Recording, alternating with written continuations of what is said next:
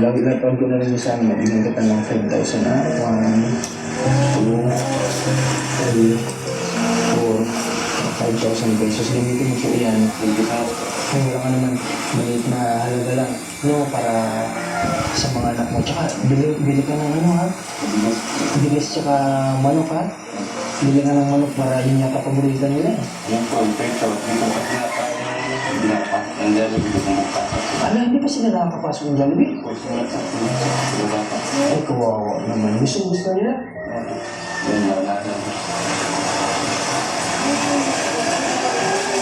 Ikaw, bilang tatay, na ano ko ramdam na hindi mo sila may pasok sa ganun. Pati nga po, hindi nakapagod dun. Pati ikaw? Pero gusto nyo? Yung dala po, sa Maranasan. kakula naman. Kaya hindi kayo makapasok dahil Wala pang bili. walang pangkain sa Jollibee. Pero gusto mong maranasan ng dalawa. Ano po, wala pang sila. O sige, kailan ba sila walang pasok? Ano yung sagot na hindi po sila. Sa mga linggo walang pasok. Tapos kapag hapon lumalabas sila alas 3, tama ba ako? O sige, mali mo, isang araw, babalik ako dito at ilalabas natin yung mga anak mo, ha? Gawin natin yung gusto nilang, mga maranasan, ha? Dali natin sila sa gusto nilang puntahan. Ha, kuya? Okay lang ba sa'yo? Okay. Ano po yung masaya po yung Okay, so, Kuya Eduardo, ulitin ko, saludo po ako sa ikaw kasusuko, ha? At tandaan mo may isang vlogger na umiidol sa akin. Ako yung naidol sa'yo. Ha? Tandaan mo may isang vlogger na umiidol sa akin. Kasi kaya sa likod ng nalagayan ko, kaya ko pa rin gawin yung mga bagay na yun. Alam mo ba yung ibang kompleto dyan? Kahit itanong mo sa mga magulang nila o sa mga asa-asawa nila, hindi nakakapagplanta, hindi pa nila may pagluto yung mga anak nila, inaasa sa asawa kahit pa kompleto naman sila, naniniwala ka. Di ba? Pero ikaw, kulang man, pero kaya mo pa rin gawin. Di ba? Kasi kung tutusin, yung anak mo yung pangalan, ilang anong grade na? Pwede mo sana sabi sa kanya, anak, ikaw magluto ka.